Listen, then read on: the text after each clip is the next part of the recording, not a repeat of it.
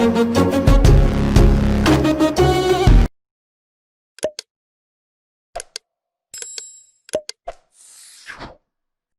dan Ibu semua, selamat siang. Mohon maaf, perkenalkan sama saya Handi Pradana dari Simolek ya.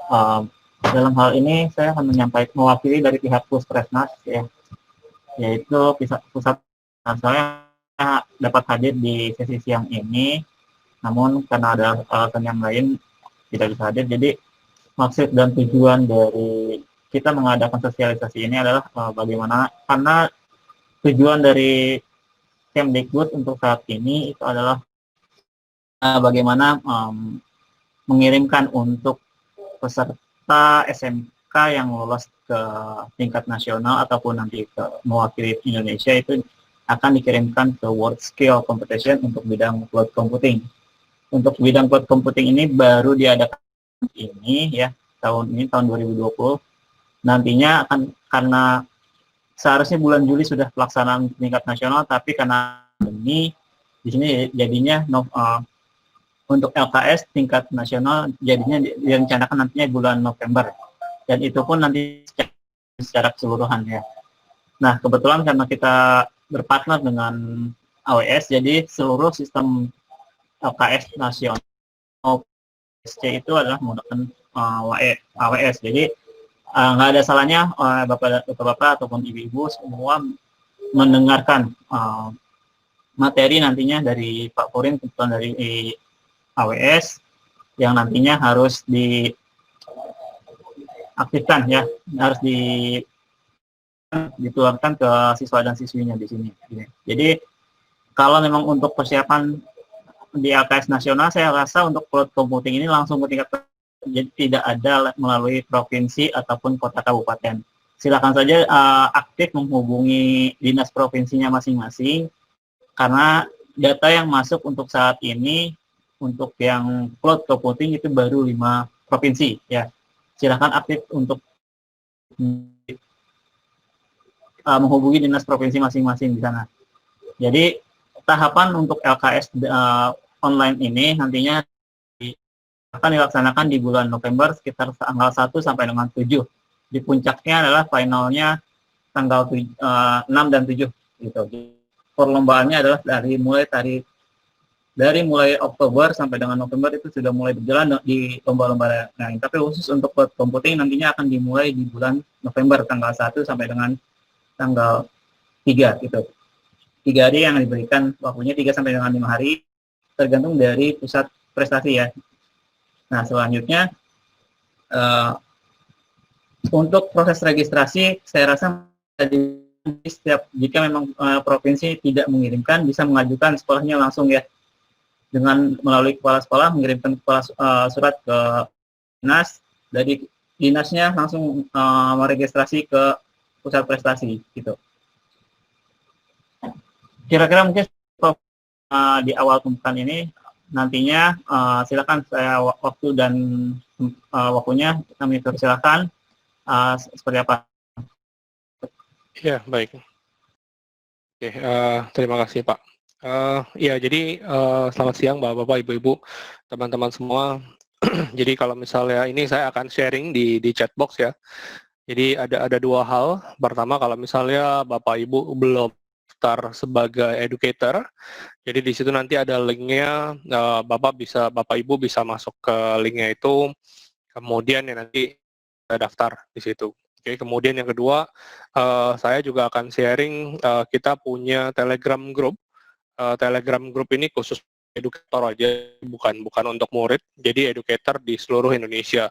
Jadi sekarang educator di Indonesia itu ada lebih dari 100 orang, tapi memang sebagian besar itu banyakkan dari universitas, dari politeknik, tapi ada juga SMK ataupun SMA. Jadi ya kita di situ, jadi nanti kalau misalnya Bapak Ibu ada pertanyaan lanjutan, kita bisa coba diskusi di situ, dan kita juga akan sharing session juga. Jadi mungkin setiap seminggu atau setiap 2 minggu sekali kita akan lakukan sharing session dengan topik yang berbeda-beda. Nah, kalau misalnya Bapak Ibu ada keperluan atau mau tahu beberapa hal spesifik, ya Bapak Ibu juga bisa request juga. Misalnya Bapak Ibu mau tahu tentang database atau mau tahu tentang apa, ya nanti kita bisa coba sharing. Oke, jadi barusan saya udah ketikin di chat box ya, educator sign up, kemudian juga ada Telegram group ya. Nah, saya di dalam Telegram group itu, begitu. Oke,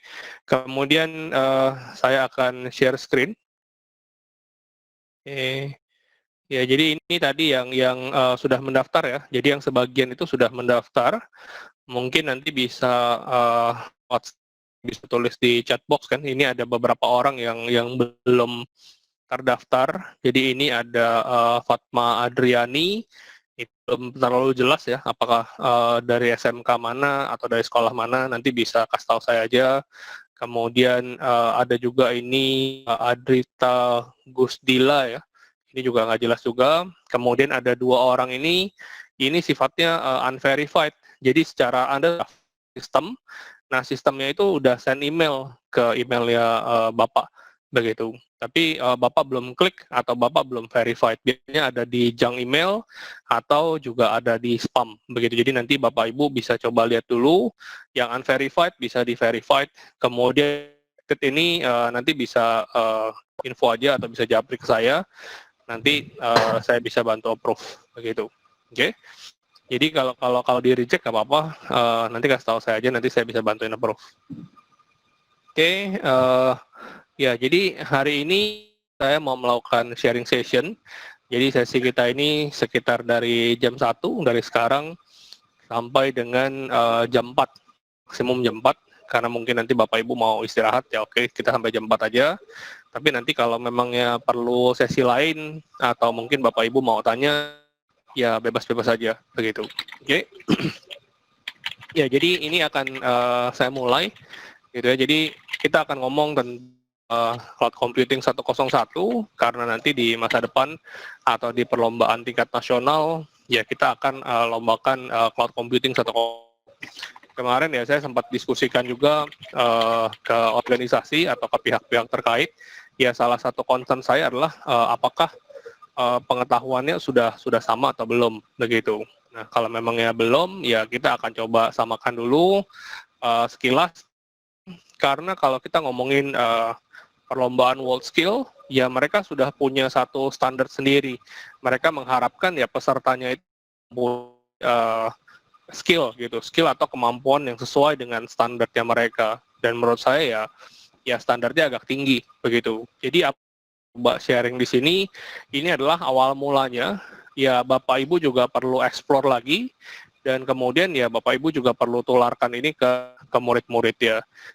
Nantinya ke depannya ketika kita melakukan perlombaan, ya perlombaan itu atau LKS ya, yang disupport oleh AWS itu tidak lagi dinilai secara manusia.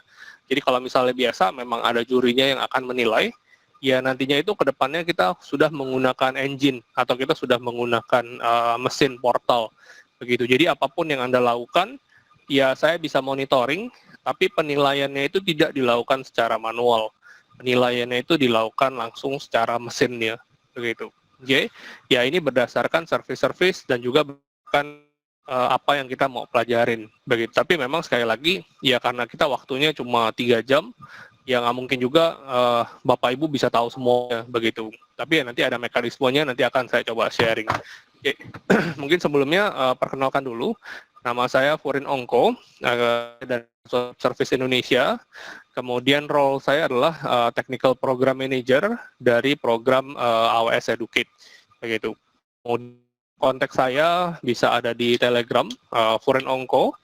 Kemudian kalau email saya ada ongkaf @amazon.com atau amazon.id juga sama begitu. Oke.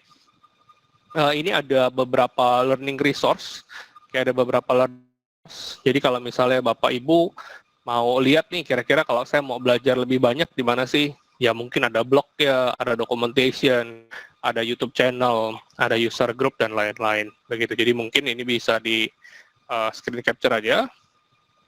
Ya nantinya kalau misalnya selama saya presentasi atau selama saya sharing, kalau Bapak Ibu mau tanya, mungkin bisa ditulis di chat box saja atau juga diperbolehkan. Oke. Jadi yang saya mau sharing adalah pertama perkenalan tentang AWS, kemudian juga introduction ke AWS Educate, kemudian kita akan belajar tentang basic service-nya AWS. Oke, jadi kurang satu bullet di situ ya. Oke, jadi pertama tentang introduction AWS, gitu. Jadi kalau jadi banyak banget yang sih AWS atau AWS sama Amazon itu sama atau enggak. Jadi di sekitar bulan Maret atau April 2019, yaitu ada satu pengumuman bahwa Amazon itu akan masuk ke Indonesia, begitu. Nah, tapi sebenarnya yang masuk itu bukan Amazon, tapi yang masuk itu adalah Amazon Web Service ya, atau AWS ya.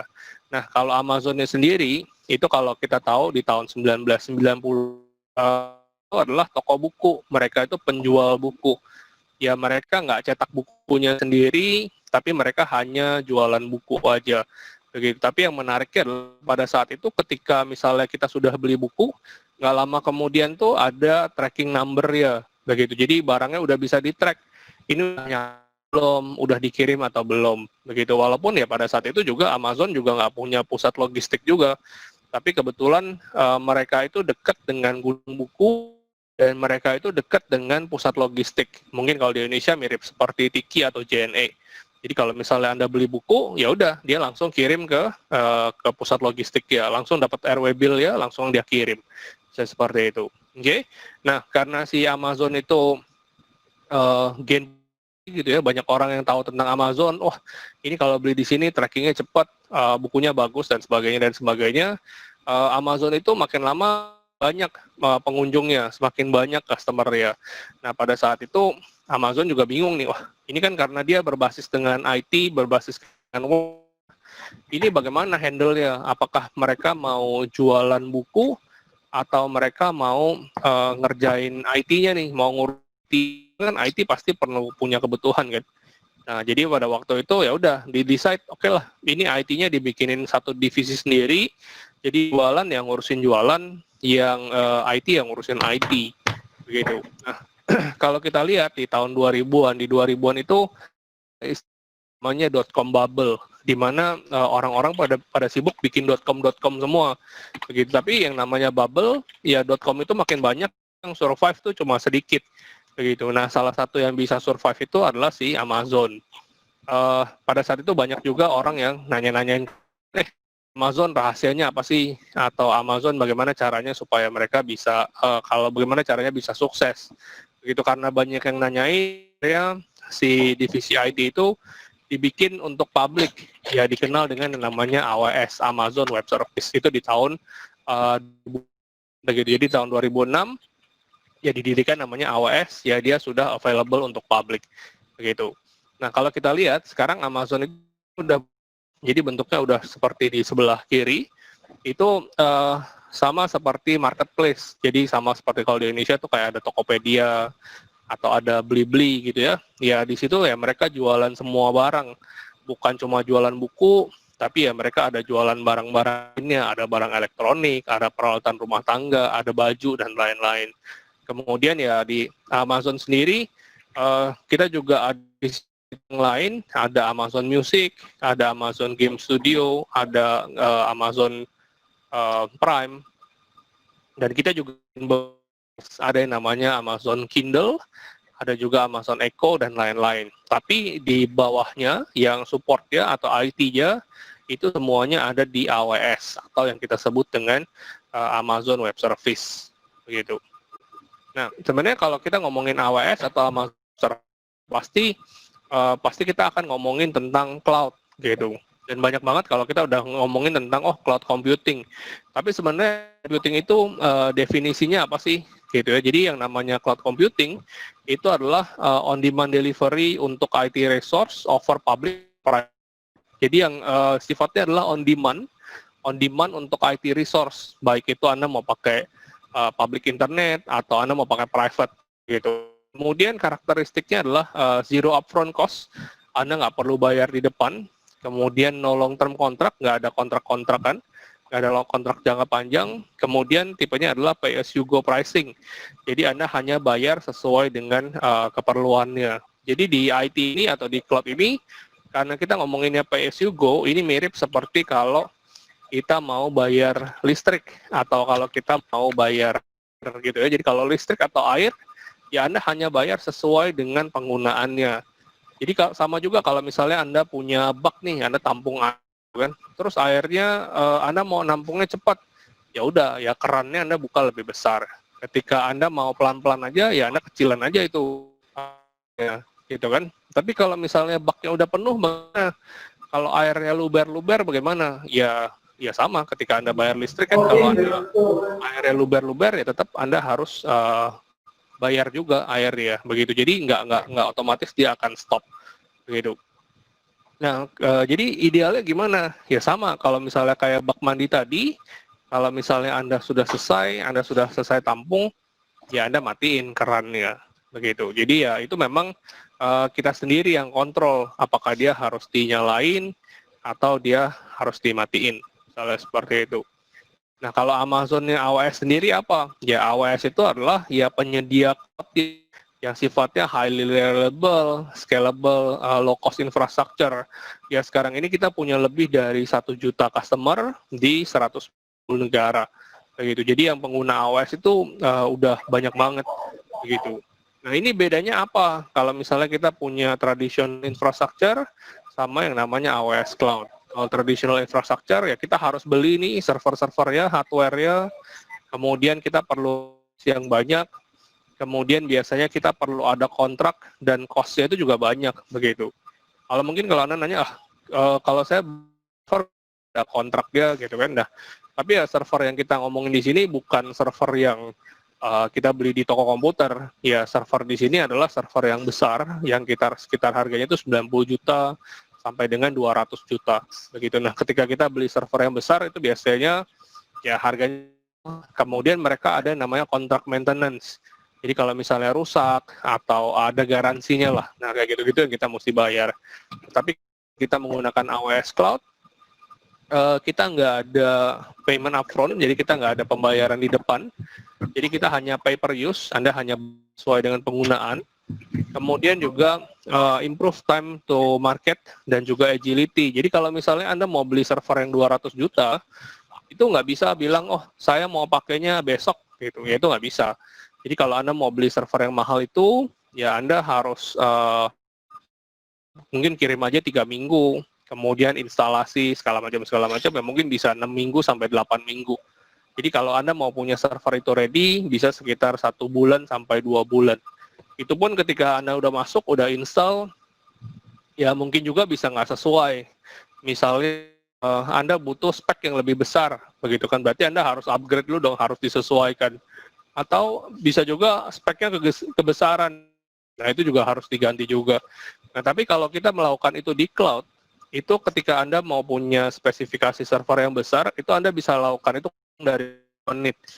Jadi kurang dari 10 menit Anda udah bisa punya satu server yang punya Anda sendiri, begitu. Nah, kalau misalnya Anda mau melakukan perubahan, misalnya Anda mau servernya digedein atau dikecilin, ya Anda juga bisa melakukan perubahan itu di bawah 10 menit, begitu. Jadi sangat menarik sekali kalau di cloud.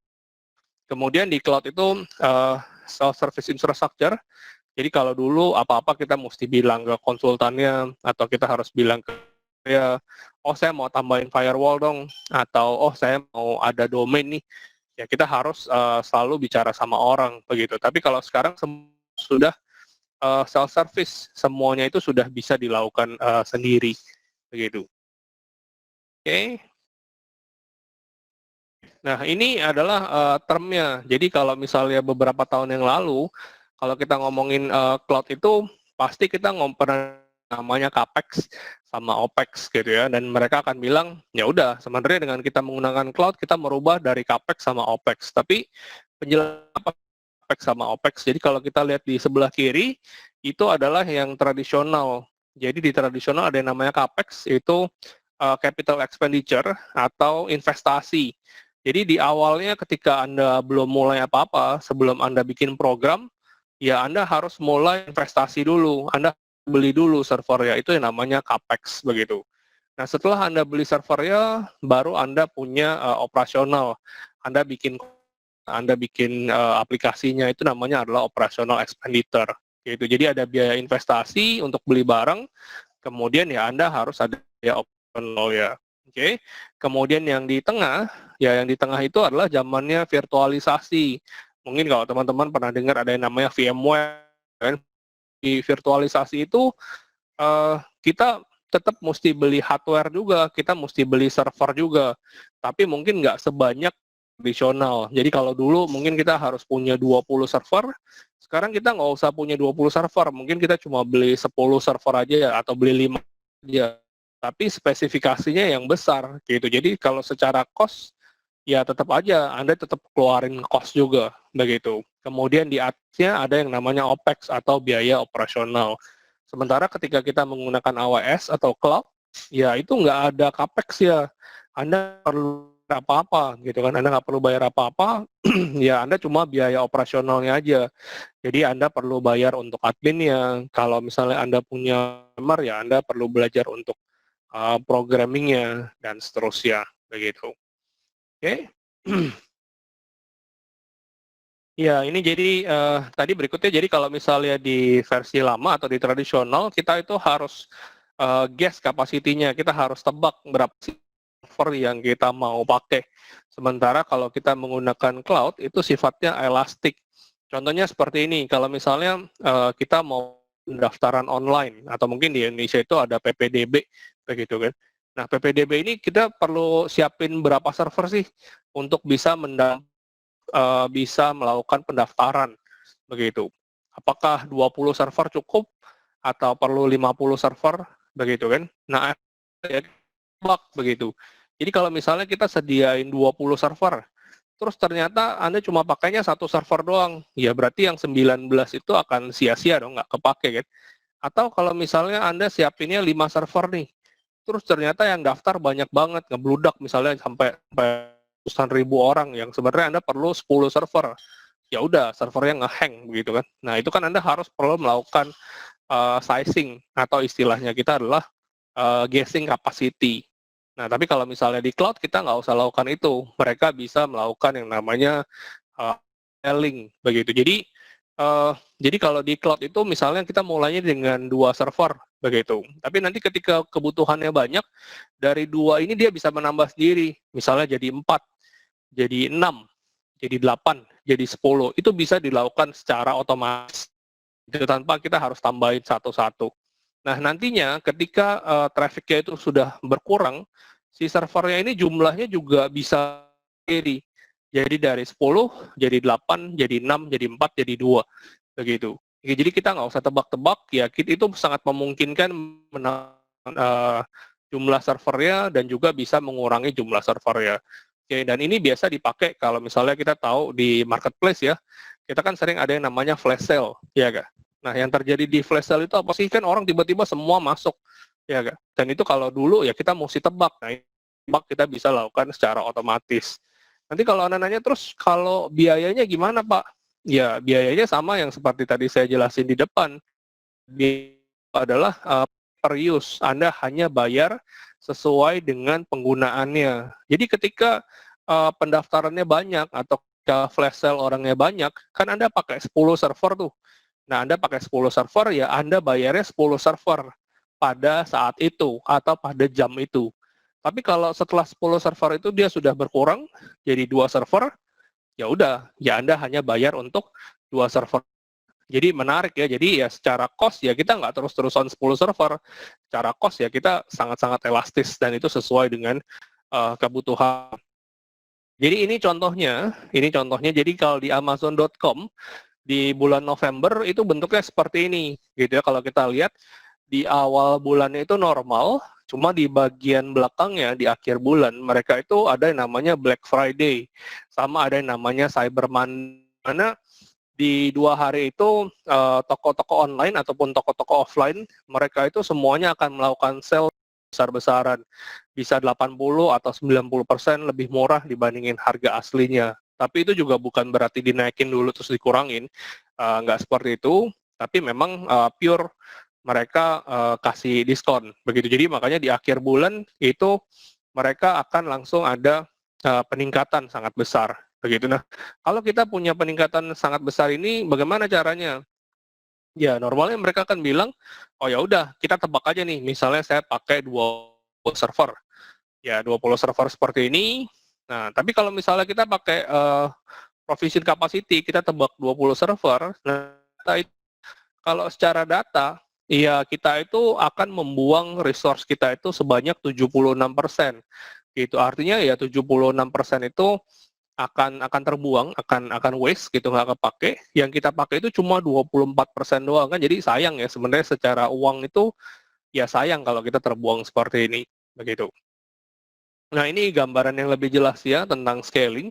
Jadi kalau kita punya satu project atau kita punya satu kerjaan, biasanya kita akan bilang demand-nya itu akan selalu naik dari kiri bawah ke kanan atas, begitu. Jadi kurang lebih bentuknya seperti ini.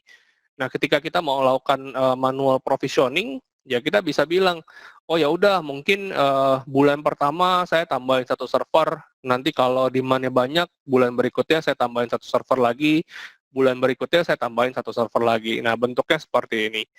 Oke, nah kalau misalnya kejadiannya seperti ini, ternyata kalau kita lihat tuh demand itu belum tentu garis lurus. Demand itu bisa naik turun, naik turun, naik turun seperti ini, begitu. Nah, di sini kita bisa pelajari dua hal. Oke, yang pertama yang di sebelah kiri, ini ada yang namanya opportunity cost, di mana kita itu sudah sediain server ya, kita udah beli server ya, tapi demand-nya itu belum setinggi itu. Jadi sebenarnya itu adalah biaya yang terbuang secara sia-sia, begitu. Oke, kemudian di sisi lain di sebelah kanan itu ada yang namanya customer iteration, di mana customer itu mereka itu udah punya kebutuhan tapi servernya kita tuh belum sampai situ, gitu.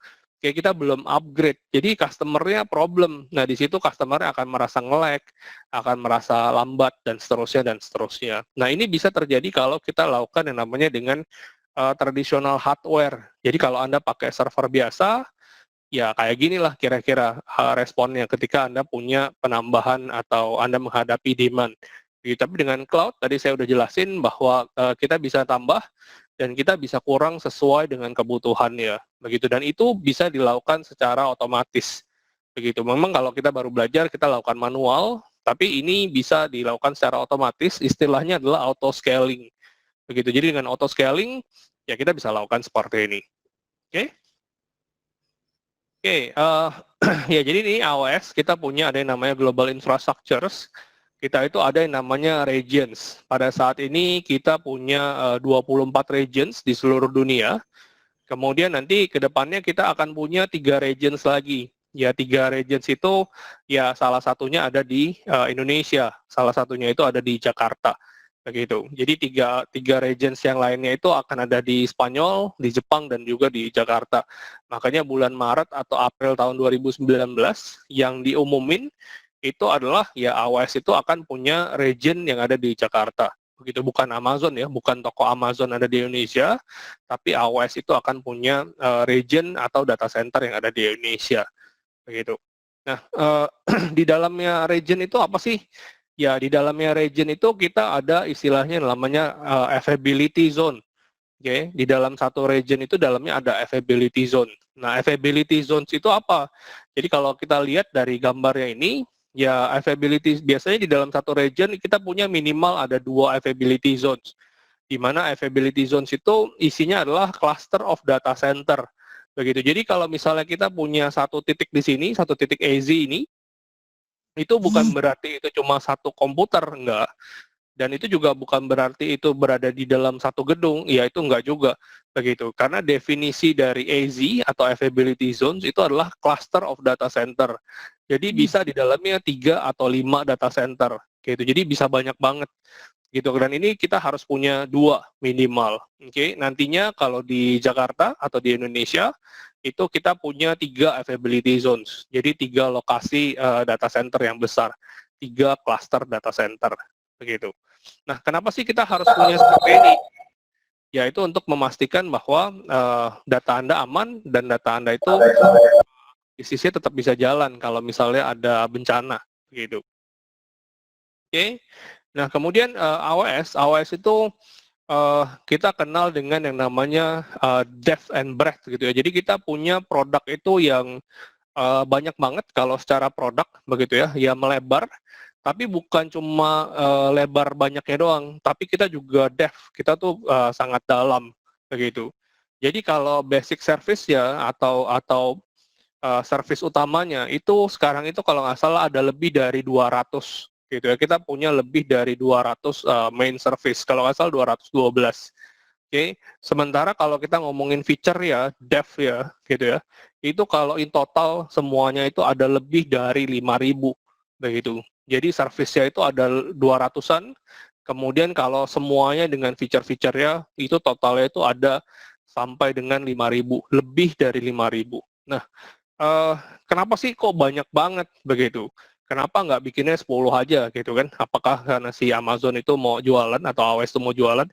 Ya enggak juga. Jadi sebenarnya memang ya kita bikin banyak tools ini karena kita yakin kalau customer kita itu punya kebutuhan tuh banyak banget begitu. Mereka punya punya kerjaan, mereka punya problem yang harus di-solve dan itu mereka kadang-kadang membutuhkan tools yang sangat spesifik. Nah, makanya kita create banyak tools, service, feature ya untuk kebutuhan customer begitu. Dan yang menarik adalah 90% dari apa yang kita punya itu berasal dari request-nya customer. Karena kita ini perusahaan yang customer obsessed, kita selalu dengerin customer-nya maunya apa. Ya, jadi ya dari situ ya kita bikinin tools ya. Jadi 90% dari apa yang kita punya itu adalah berdasarkan request-nya customer. Begitu. Oke, dan ini banyak banget ya, nanti kita hanya bisa belajar beberapa aja, dan ini sangat terbuka untuk teman-teman semua untuk bisa pelajari, begitu. Karena ini sangat-sangat menarik banget, begitu. Oh ya, dan kemudian satu lagi adalah yang salah satu yang menarik, mungkin kalau kita ngomongin cost gitu kan, gimana nih harganya si AWS? AWS nih harganya mahal atau enggak? Atau naik terus atau enggak? Begitu. Nah, yang menarik adalah ya di AWS ini, dari tahun 2006 sampai dengan tahun 2020, ya AWS itu nggak pernah naikin harga.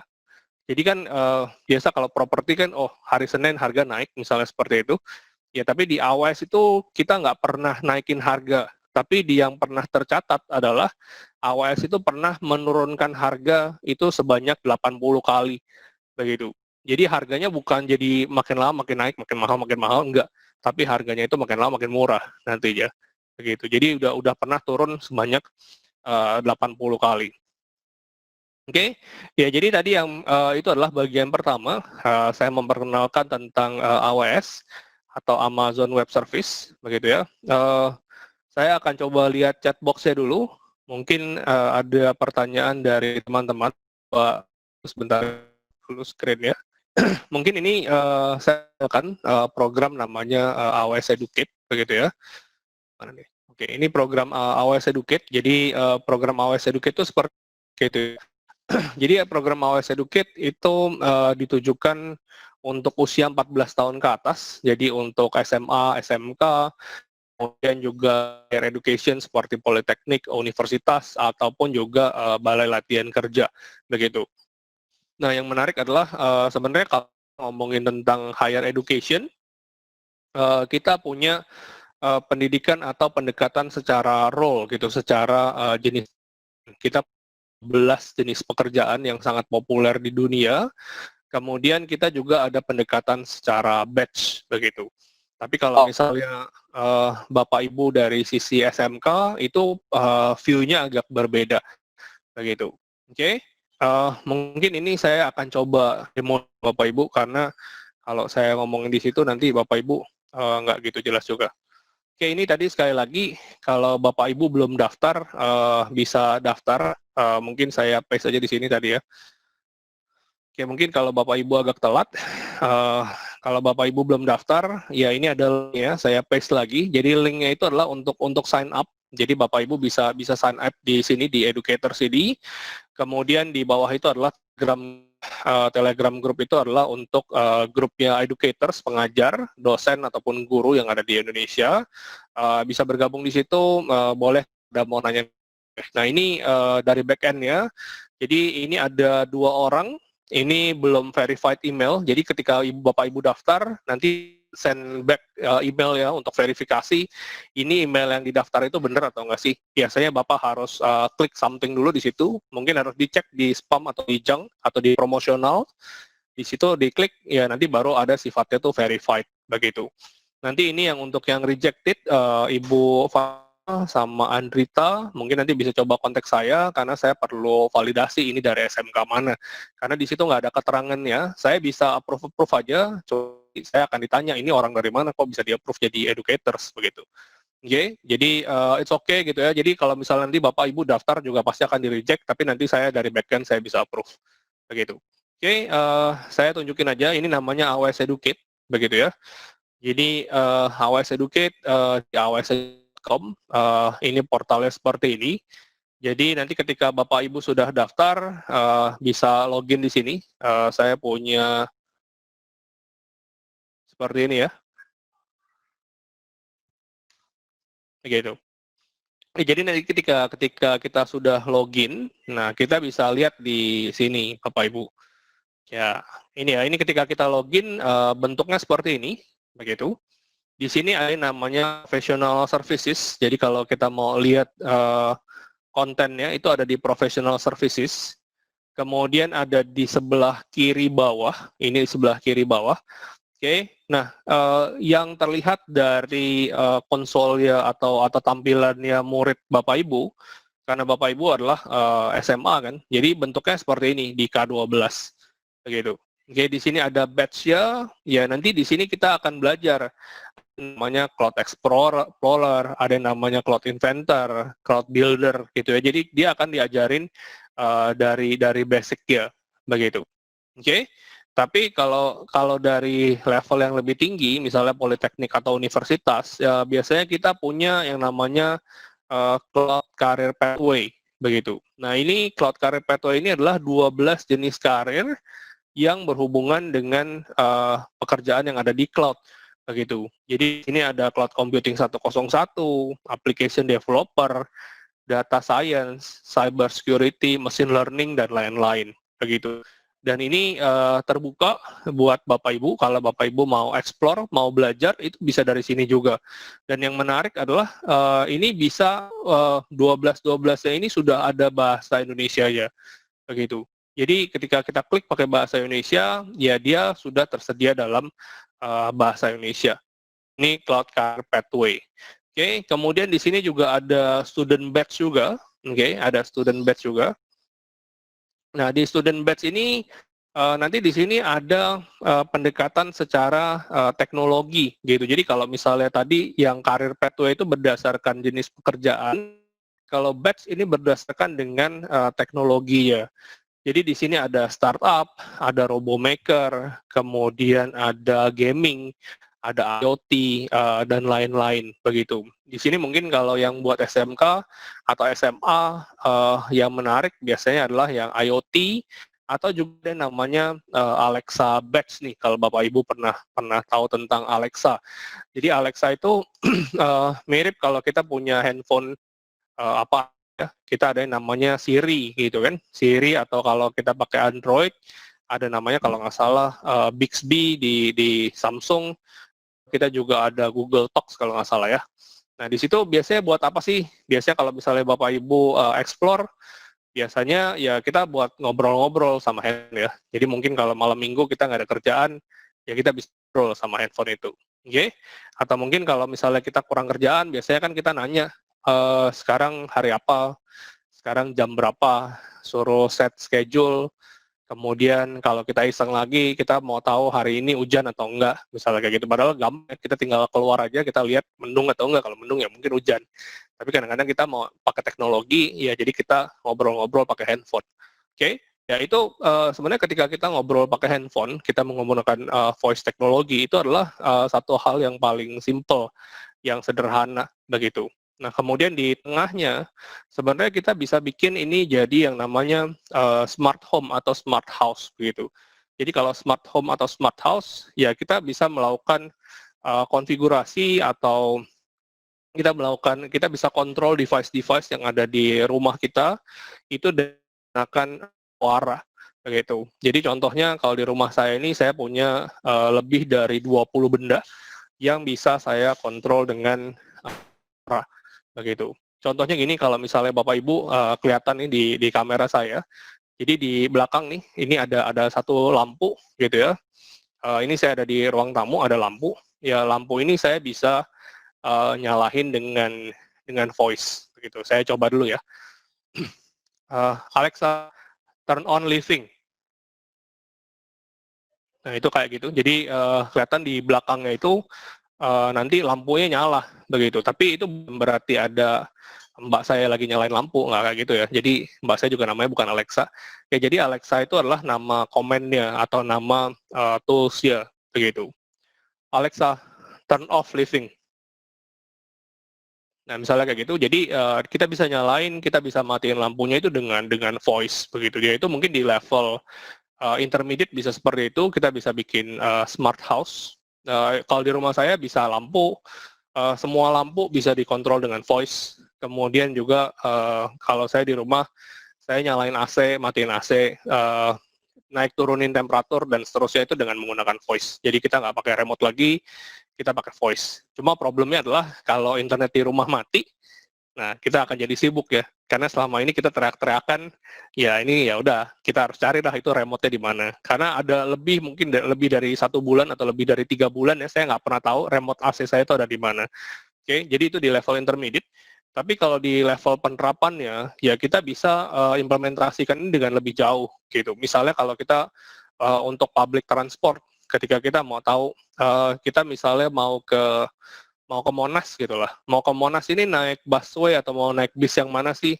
Ya kita tinggal tanya aja, mereka bisa query, mereka bisa cek, oh misalnya kalau mau ke Monas, Anda naik bis warna biru nomor 13 dan bis ini akan available 5 menit lagi, misalnya seperti itu. Jadi ya kita menggunakan teknologi, kita menggunakan tracking, dan kita dengan menggunakan voice. Jadi ini adalah sebuah perkembangan. Kalau zaman dulu kita ngomongin yang namanya desktop user interface, kemudian kita naik ke yang namanya web user interface, kita ngomongin yang namanya mobile user interface. Kemudian di masa depan itu ada yang namanya voice user interface, di mana ya kita kontrol itu dengan menggunakan voice. Dan komen-komen voice itu kan bisa beda-beda. Jadi kalau misalnya tadi saya bilang ada Alexa, turn on light misalnya, atau light on, itu kan bisa beda. Nah itu makanya itu yang namanya interface secara voice gitu. Oke, jadi banyak hal yang kita bisa pelajari di AWS Educate ini, bukan cuma ngomongin cloud infrastruktur ya, bukan ngomongin cloud secara development ya, tapi juga bisa teknologi-teknologi yang berhubungan dengan cloud. Dan semuanya itu levelnya adalah foundation. Levelnya ya Anda bisa masuk ke sini dan Anda bisa belajar begitu. Jadi kita punya 33 topik yang bisa Anda explore begitu. Oke, nah jadi tadi sekali lagi Anda masuknya ke bagian professional development, gitu ya, professional resource. Kemudian nanti Anda pilih ke bagian kiri bawah, begitu. Jadi ini professional resource ya. Kemudian Anda lihat di sebelah kiri bawah ada Cloud Career Pathway, ada Student Batch, sama ada K12, begitu. Tapi nanti secara student, ya student Anda karena masuknya ke level SMA, ya student Anda hanya bisa layaknya adalah yang K12 saja. Begitu. Oke. Nah, selain kita punya konten untuk belajar, begitu ya. Nah, kita itu juga dilengkapi dengan AWS account. Jadi di sini di sebelah kanan atas ada AWS account ya. Oke, di AWS account, jadi biasanya ketika Anda mau belajar, Anda itu perlu masukin kartu kredit gitu kalau Anda mau pakai resource yang ada di AWS. Tapi dengan AWS Educate, Anda nggak usah masukin kartu kredit apa-apa, Anda nggak usah bayar apa-apa, ini semuanya zero cost gitu. Jadi nggak ada biaya, semua pelajaran ini gratis dan akses cloud ini sudah dikasih kredit ya. Itu untuk Anda coba begitu. Jadi Anda bisa klik di sini, Anda bisa klik starter account, atau mungkin kalau Anda belum klik starter account, biasanya nanti dia akan tanya sih kayak ada term and agreement, kemudian agree atau enggak gitu ya. Nanti dari sini akan terbuka seperti ini, nanti Anda tinggal klik aja AWS Console. Gitu.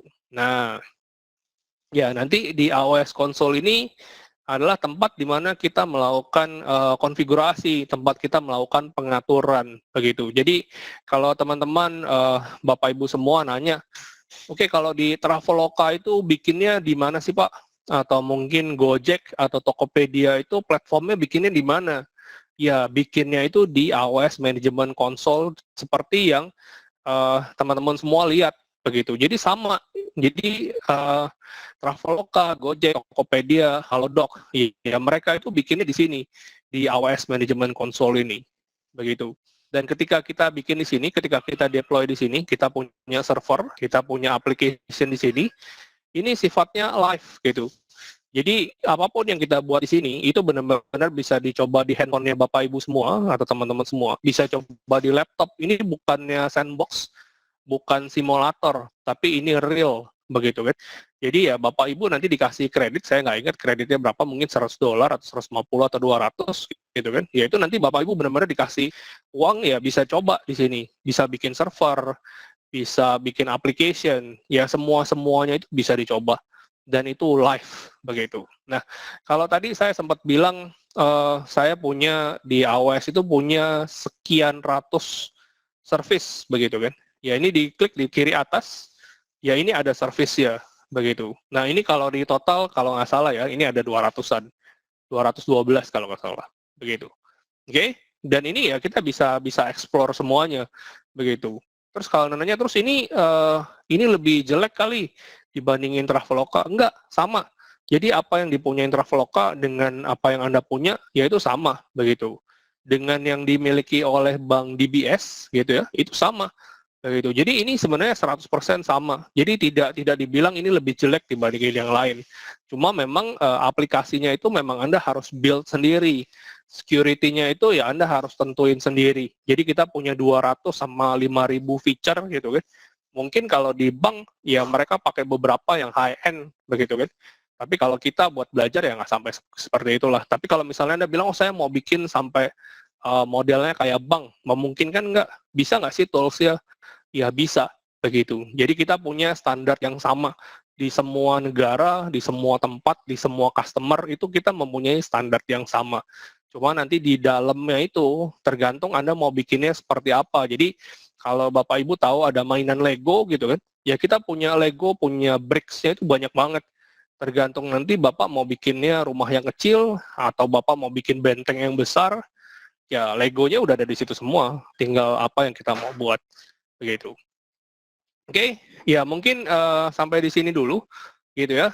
Jadi ekspektasinya kalau Bapak Ibu mau nanya, sekali lagi bisa di chat box atau bisa di audio. Kemudian berikutnya Bapak Ibu mungkin coba login dulu, gitu ya. Bapak Ibu login ke AWS Educate-nya. Kemudian Bapak Ibu coba masuk ke AWS account-nya, begitu. Sama kayak tadi, bisa nggak sih sampai sini? Saya mau ekspektasinya Bapak Ibu bisa sampai sini dulu nih, sampai AWS Management Console ini. Karena berikutnya ya saya mau ngajarin dan kita langsung hands on, kita langsung coba nanti Bapak Ibu bisa atau enggak. Baik Pak Putin, terima kasih Pak. Di sini sudah ada pertanyaan Pak dari SMK 4 Bogor dan juga dari SMK Negeri 10 Sarolangun.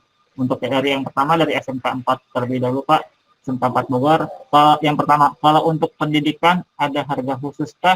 Soalnya lumayan juga kemarin Pak saat pakai T2 medium. Kemudian yang kedua, dua pertanyaan Pak, saat pakai free tier agar tetap gratis, berapa batas maksimum yang ditetapkan? Bandwidth, kapasitas sampai dengan database-nya. Seperti itu Pak untuk yang dari SMK 4 Bogor.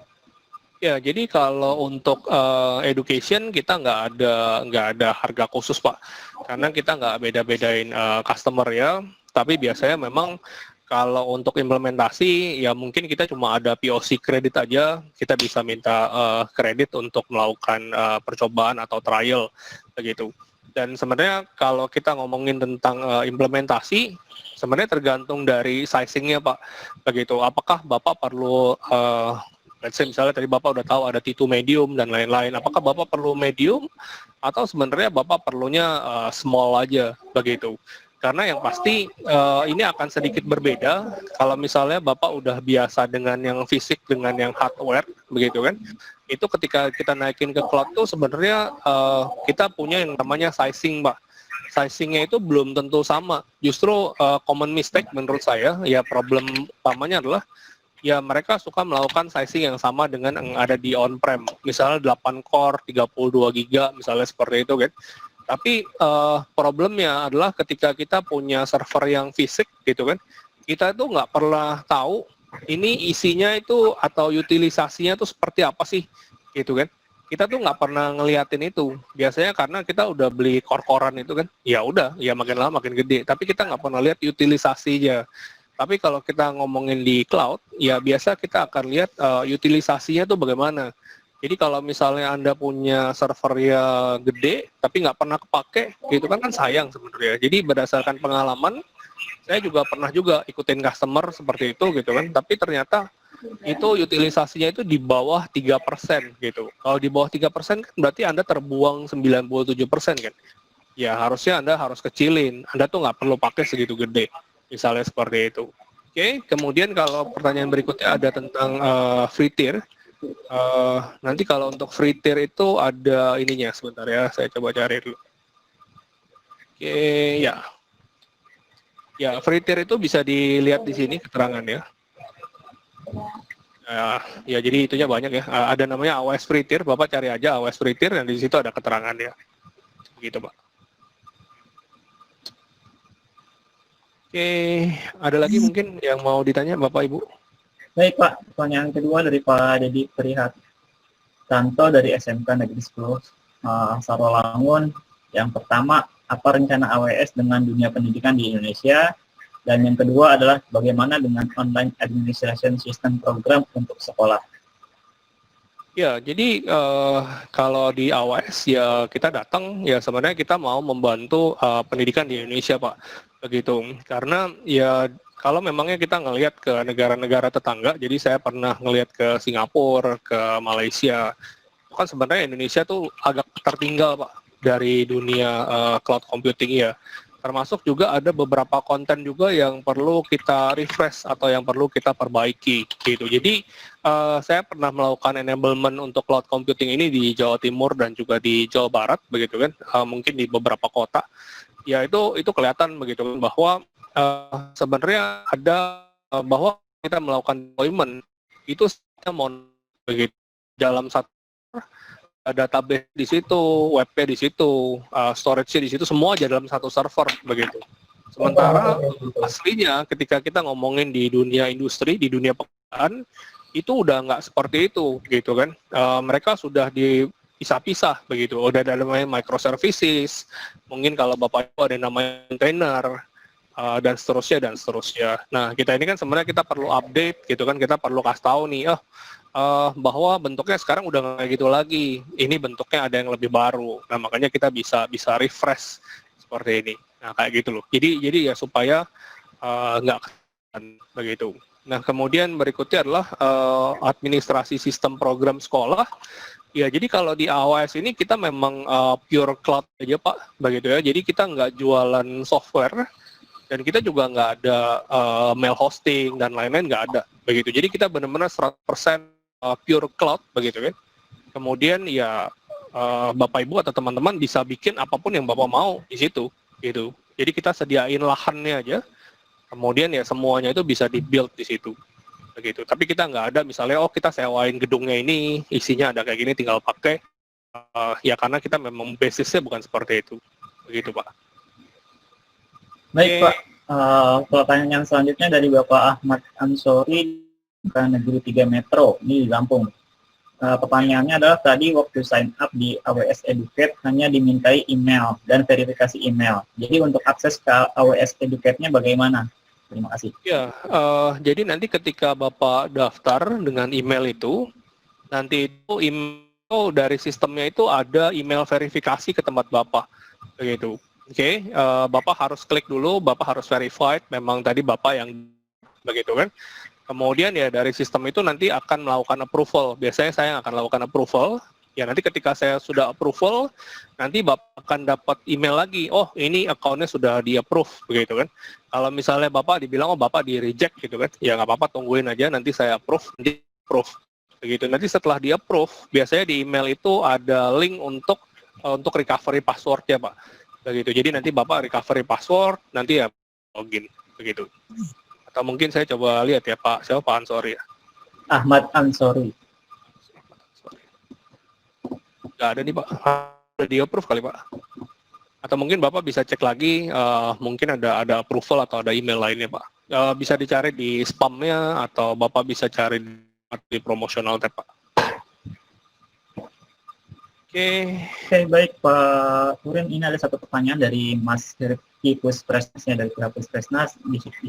Beliau menanyakan spesifikasi untuk cloud computing untuk current-nya 1.500 apa ya? Kemudian baik dibesarkan saja atau bagaimana, dan minimalnya itu berapa, kemudian yang dibutuhkan lagi untuk upload dokumen, foto, dan lain-lain, dari pihak ketiga atau ini di internal, seperti itu Pak. Oh iya Bapak, ya mungkin kalau Bapak nggak keberatan, Bapak ikutin sesinya Pak.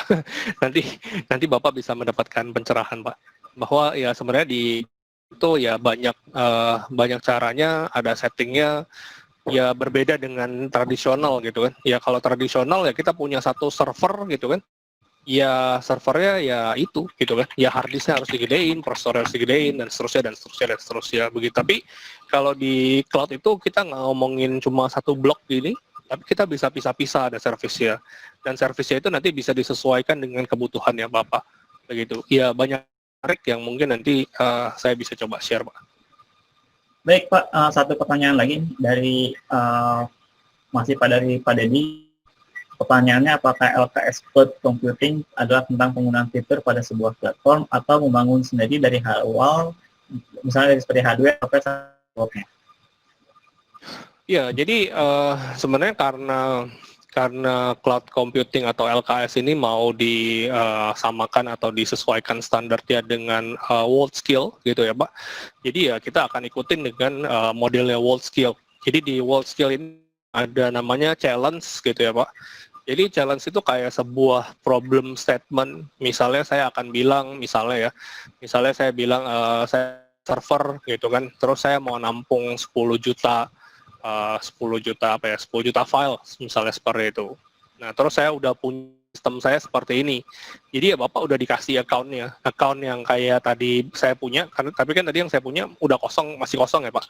Jadi ya adalah problem dari perusahaannya. Ini perusahaan yang sudah punya account, udah punya seperti ini kan, ya dikasih accountnya ke studentnya, ya udah benerin, kurang lebih begitu. Benerin ya sesuai dengan objektif ya, sesuai dengan apa yang dia mau, begitu. Ya, jadi itu kayak real life challenge ya, modelnya seperti itu. Dan ya kalau di world skill lebih susah sih. Kalau yang di LKS ya mudah-mudahan bisa dikerjakan. Kalau kemarin sih saya sempat nyoba juga beberapa soal ke dosen-dosen yang ada di grup, ya mereka survive sih.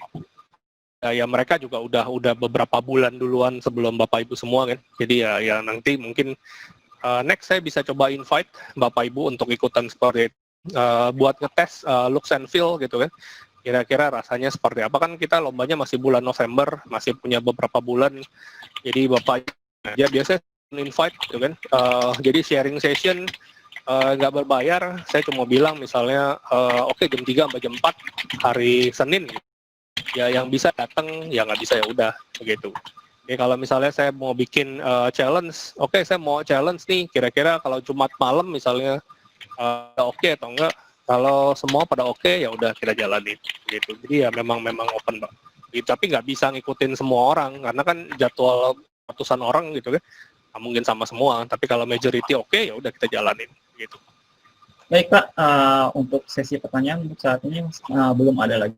Saya akan coba kontak terlebih dahulu Pak, perwakilan dari Pusat Prestasi Nasional. Oh, ya. Baik Pak. Maheput, silakan Pak.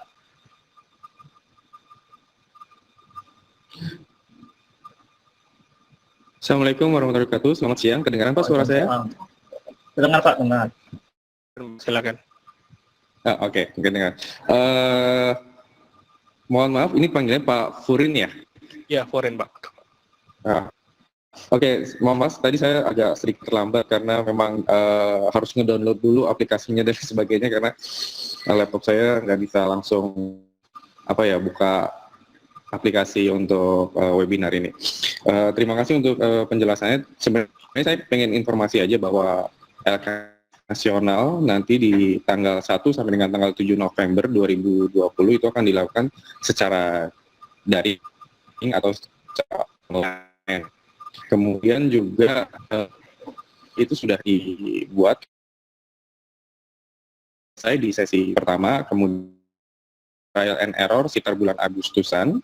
Kemudian setelah trial and error baru disempurnakan di sana karena kan nanti temanya adalah prestasi dari rumah. Kenapa online? Karena memang masalah COVID-19 ini yang menjadi kendala hampir semua dunia, di seluruh dunia, dan ini adalah bencana internasional, jadi mau nggak mau sudah ditetapkan bahwa LKS 2020 semua bidang lomba itu akan dilakukan secara daring atau dilakukan secara online. Demikian Bapak-Bapak semuanya informasinya. Jadi nanti peserta sudah terdaftar semua di websitenya PPN, sudah terregistrasi, itu nanti akan dibuatkan WEC untuk masing-masing bidang lomba, termasuk juga untuk bidang cloud computing ini. Kemudian nanti bisa masing-masing dari provinsi dan guru pembimbing juga bisa berdiskusi dengan juri masing apa yang perlu disiapkan, kemudian seperti apa layout di rumah dan lain sebagainya. Itu memang nanti sudah itu.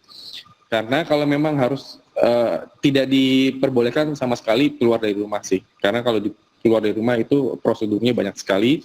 Ada perizinan dari orang tua, kemudian harus ada dari dinas provinsinya, dinas kemudian dari kabupaten dan sebagainya. Jadi diwajibkan berprestasi dan berlomba dari rumah. Mungkin itu saja informasi untuk LKS-nya. Kemudian boleh bertanya Pak Furin? Oh ya, silakan Pak. Untuk LKS sendiri bisa nggak ya supporting untuk ke WorldSkill 2021 di Shanghai, China? Ini di luar konteks nih Pak. Mohon maaf. Untuk supportingnya apa ya Pak maksudnya? Untuk supportingnya untuk proses pelatihannya, support di proses pelatihannya gitu. Mungkin nanti tempat pelatihannya di Siam Olek, tetapi secara periodically mungkin dari pihak AEW bisa kontrol bagaimana perkembangan dari siswa internasional ini untuk bertanding nanti di Shanghai, China. Ya sebenarnya nggak masalah sih Pak, bisa-bisa aja. Oke, mungkin nanti kita perlu diskusi lebih lanjut kali ya Pak di luar konteks ini. Ya, baik Pak. Baik. Nah, Nanti, mungkin itu aja Pak, terima kasih. Baik, terima kasih Pak Mahfud untuk penjelasannya. Jadi Bapak dan Ibu, untuk Pak Mahfud nanti akan saya invite ya, dapat diskusi dengan kami, dengan Pak Furin juga. Selanjutnya, untuk penjelasan teknisnya di sini masih ada satu pertanyaan kembali Pak.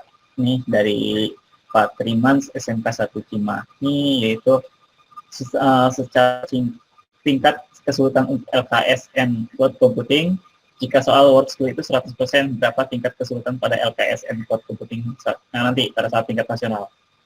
Ya, sebenarnya kalau untuk LKSN itu sebenarnya gini Pak, ya sejujurnya saya nggak tahu si WorldSkill itu akan tanyain apa, karena ya memang itu beberapa memang dari internalnya AWS. Ya saya juga udah nanya-nanya juga di internal AWS sebenarnya untuk soalnya kayak gimana sih, problemnya kayak gimana. Ya memang nggak ada bocorannya Pak.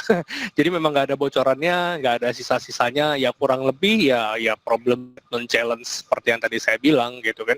Dan ya kita menggunakan ada beberapa engine gitu kan, ada event engine. Ya jadi ya mirip-mirip seperti yang ada di LKSN begitu. Jadi ya LKSN itu dimiripkan dengan WorldSkill begitu. Karena kan ketika Bapak Ibu atau murid-muridnya Bapak masuk ke WorldSkill, Bapak Ibu juga nggak tahu soalnya itu seperti apa kan? Karena saya juga nggak tahu itu modelnya seperti apa. Ya kurang lebih ya yang kita pelajari di sini dengan standar yang kita punya begitu. Oke, sama dengan mungkin dengan sesi kita gitu kan. Saya akan sharing ini basicnya begitu kan. Beberapa hal yang kita bisa self explore begitu ya. Ya mungkin di grup-grup dosen juga kita akan melakukan self exploring begitu. Jadi ya kita cuma bisa persiapkan bahwa ini yang kita bisa lakukan gitu. Tapi soal dia datangnya kayak gimana, ya kadang-kadang itu bisa out of our knowledge begitu kan. Di cloud itu kan satu journey gitu ya, dan itu juga diperbolehkan kita membaca dokumentasi dan seterusnya. Jadi nggak mungkin juga kalau misalnya, jadi biasa ketika kita lakukan game day atau satu event, ya itu boleh buka dokumentasi Bapak Ibu gitu. Bapak boleh lihat dokumentasi, Bapak Ibu boleh ngelihat bagaimana cara settingnya dan seterusnya. Karena ya kita percaya bahwa yang namanya belajar akan terus-terusan kan. Dan acara lomba ini atau aktivitas ini ya itu adalah salah satu metode kita untuk belajar gitu. Karena waktu kita kerja kan mungkin bisa 100% gitu kan. Dan ketika kita masuk ke perusahaan kan kita nggak tahu perusahaannya ada apa gitu. Tapi begitu kita tahu ada problem seperti ini, ya bagaimana cara kita memecahkan masalah itu. Begitu. Ya justru mungkin menurut saya ya WorldSkill itu atau cloud itu salah satu keseniannya itu di situ. Tapi kalau apakah itu mudah? Ya kalau menurut saya sih kayaknya nggak mudah ya. Kayaknya sih agak sulit sih ya. Tapi ya nggak apa-apa ya, namanya kayak tadi saya bilang, ya ini opportunity buat kita untuk explore fast learner tuh seperti apa sih, bagaimana cara kita solusinya gitu. Jadi ya beberapa juga mungkin kalau Bapak Ibu pernah dengar ada yang namanya game day gitu ya. Ya setahun kita lakukan game day itu beberapa kali, biasanya di tingkat universitas. Ya itu sangat sulit begitu. Jadi kalau saya nggak jadi master trainer, saya nggak jadi trainer, ya game day itu susah banget gitu. Kayak kita aja nggak tahu itu mesti ngapain. Ya tapi ya udah, ya kalau kita mesti survive kan, kalau kita kerja gitu kan iya mesti survive kan. Pokoknya perusahaannya taunya beres gitu. Ya survive lah, bagaimana lah caranya begitu. Oke Pak, itu. Baik Pak, baik di sini ada satu pertanyaan lagi dari dari SMK. Saya akan jawab sendiri Pak terkait dengan bidang bidang web application, apakah masih ada ataukah merger dengan cloud computing? Setahu saya masih ada Pak. Jadi cloud computing ini ada satu bidang baru, kemudian untuk web aplikasi juga masih tetap ada. Gitu. Khusus untuk LKS IT ini ada penambahan bidang baru ya. Yang pertama adalah cloud computing, kedua artificial intelligence, dan yang adalah di bidang security. Gitu. Jadi ada 3 penambahan untuk bidang yang sudah ada tetap dilaksanakan. Gitu Pak. Silakan Pak Kurin kalau misalnya mau melanjutkan kembali untuk sesi materi, silakan. Ya baik, mungkin sebelumnya saya perlu cek dulu Bapak Ibu. Apakah baik-baik aja? Apakah Bapak Ibu bisa mengakses si manajemen konsol yang tadi saya tunjukin? Mungkin bisa ditulis di chat box atau enggak oke, atau ada kesulitan atau enggak. Karena ya setelah ini kita akan masuk ke situ dan kita akan mulai belajar dengan hands-on.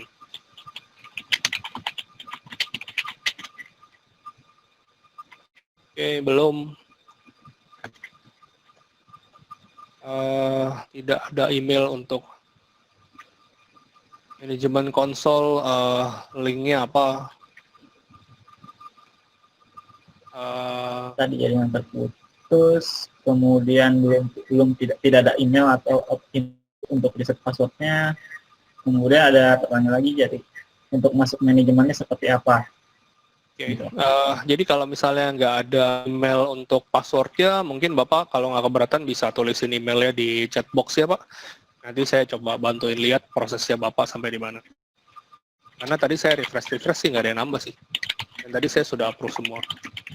Oke, sebentar ya. Oke, saya coba bantuin atau Ibu yang nyasar dulu.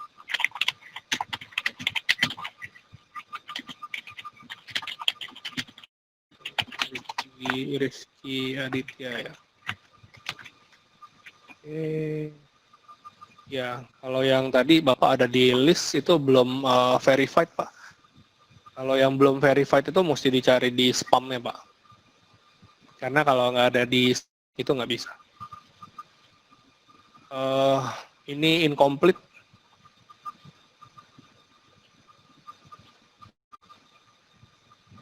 Karena ada yang dari Puspresnas, Pak, memang tidak kami infokan, tidak dimasukkan ke kita.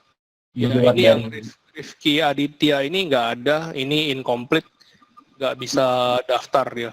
Iya, karena memang tidak masuk ke yang dibuat oleh Simulink.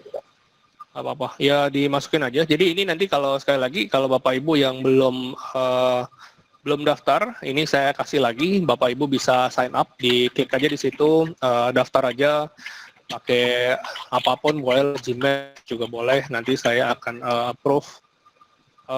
Ya kalau Tri Handoko mungkin bisa ketik Pak di situ emailnya apa, nanti saya coba bantuin lihat. Karena kelihatan, saya bisa lihat dari backend-nya ada apa aja itu kelihatan. Oke, saya coba lihat satu lagi deh. Ini ada yang sudah berhasil masuk juga. Sebagian ada yang memang bermasalah di approval. Coba ya kalau approval ini ada kemungkinan Bapak nggak pakai code yang tadi dikasih, Pak. Gitu, karena kan mesti masuk ke Bitly-nya itu kan. Iya, betul. Ini karena kalau Bapak nggak masuk ke dalam, Bapak nggak pakai code atau Bapak nggak pakai Bitly, Bapak langsung masuk seperti itu aja. Nggak akan kelihatan dari monitoring saya itu nggak akan kelihatan begitu. Atau kalau Bapak pakai tools yang lain juga nggak kelihatan juga sama saya, karena tadi saya ngelihat spesifik untuk bagian itu aja begitu. Jadi kalau Bapak pakai itu saya bisa lihat, kalau Bapak nggak pakai Bitly tadi saya nggak bisa lihat begitu, karena filter berdasarkan data itu tadi Pak begitu. Oke, jadi sekali lagi kalau Bapak Ibu masih ada problem, mungkin bisa diklik di emailnya atau Bapak Ibu bisa coba daftar dulu. Oke, saya coba lanjutin dulu ya Bapak Ibu ya, jadi supaya yang lain bisa lihat. Oke, saya lanjutin. Jadi tadi di sini, tadi Bapak Ibu ada yang nanya gimana cara masuk ke AWS account-nya. Jadi di atas ini ada AWS account seperti ini. Kemudian nanti Bapak klik aja Educate Starter Account. Ini masuk di sini. Nanti ada AWS Console. Ya nanti terbuka seperti ini. Jadi kita mau dia berhentinya di sini sampai di gitu. Oke. Saya lanjutin slide-slide-nya dulu ya supaya jelas. Oke, sebelum kita praktekkan. Saya coba ini dulu ya. Oke, jadi yang pertama kita mau ngomongin tentang foundational service yang pertama. Itu namanya adalah compute dan juga storage begitu. Nah, biasanya kalau kita punya data center atau kita punya center ya bentuknya ya sama di sebelah kiri ini. Kita punya rack, kemudian kita punya server begitu. Nah, server itu bisa server apa sih? Ya bisa application, database, web server, mail dan lain-lain begitu. Nah, terus kalau di AWS bentuknya seperti apa? Ya, jadi di AWS ya kita bentuknya jadi seperti ini, dan nanti server-server itu kita bikin jadi yang namanya virtual machine. Istilahnya kalau di AWS itu adalah EC2, gitu. Elastic Cloud Compute, gitu. EC2 instance. Oke, nah instance inilah yang akan jadi servernya kita. Nah, apa sih keuntungan atau dari EC2 ini? Ya, pertama tadi kita bisa yang namanya elasticity, kita bisa tambahin dan kita bisa kurangin sesuai dengan kebutuhannya kita. Kemudian kita juga punya mekanisme dalam hal ini ya kita tetap bisa punya kontrol yang sama dengan server fisik kita. Jadi misalnya kita mau start, kita mau stop, kita mau restart, kita mau hide, itu juga bisa. Dan bahkan kalau misalnya di cloud, kalau misalnya Anda udah nggak pakai, Anda mau hapus juga Anda bisa. Jadi Anda bisa terminate gitu. Kemudian kita punya flexibility, jadi kita punya core dan juga RAM dan core yang kita bisa tentukan. Kebutuhan kita tuh punya beberapa core sih, kita punya berapa RAM sih. Nah, dari situ kita bisa tentukan sesuai dengan kebutuhannya kita. Kemudian kita bisa dengan server yang lain. Kemudian mereka punya reliability 99,99%. Kemudian lebih secure, inexpensive. Jadi kalau misalnya benar itu harusnya tidak lebih mahal gitu ya. Kemudian easy to use, jadi lebih gampang untuk digunakan. Oke. Nah, kemudian sebelum kita mulai praktek, nah biasanya itu pertama-tama yang kita perlu tahu itu adalah prosesornya, begitu. Oke, nah sebenarnya di dalam cloud computing, sebenarnya bukan cuma di cloud computing, di server fisik juga, ya kita perlu tahu jenis prosesornya apa sih, begitu. Karena kalau misalnya nih Anda ke satu toko komputer gitu kan, saya mau beli prosesor yang 4 core misalnya, oke? Di satu toko nih 4 core-nya misalnya harganya 1 juta. Kemudian di toko lain, ini 4 core juga, tapi harganya 2 juta. Jadi yang satu 1 juta, yang satu 2 juta, sama-sama 4 core. Anda akan pilih yang mana? Dan kemungkinan besar Anda akan pilih yang 1 juta. Kan 4 core 1 juta, begitu. Tapi emangnya ini 4 core ini sama atau beda sih? Begitu. Apa yang satu ngambil untungnya kegedean aja? Nah, sebenarnya kalau prosesor itu ada type ya, ada tipe-tipenya gitu. Jadi walaupun 4 core, kita tuh ya cuma core-coreannya aja, tapi fungsinya atau si prosesornya itu bisa ngerjain buat apa, begitu. Oke, nah di sini kita punya beberapa model, beberapa use case, gitu ya. Jadi yang pertama itu namanya adalah general purpose. Jadi kalau misalnya punya kebutuhan yang spesifik, ya Anda bisa pakai general purpose. Nah yang pertama di situ ada yang namanya T, gitu ya. T itu biasanya turbo boost. Itu hanya cocok kalau misalnya Anda punya kebutuhan yang spiking. Jadi kalau misalnya naik, turun, begitu kan. Contohnya kayak web. Jadi kalau web server itu kan request respond. Jadi ketika ada banyak request ya dia request, terus dia respond, udah gitu udah selesai. Begitu. Jadi biasanya T lebih cocok untuk spiky. Gitu. Jadi kalau tipenya spiky Anda bisa pakai T, begitu. Tapi kalau T ini biasanya ada limit ya, ada CPU hour ya, begitu, ada CPU credit ya. Jadi let's say misalnya saya bilang Anda hanya boleh pakai menit gitu, 1 jam Anda cuma boleh pakai 10 menit begitu. Tapi 10 menit itu adalah hitungannya kalau Anda naik di atas gitu. Jadi ketika ada request kan dia spiky kan, ya ini kan 1 detik. 1 detik, 1 detik, 1 detik, berarti Anda cuma bisa punya itu 600 detik, tapi kalau sampai di atas begitu.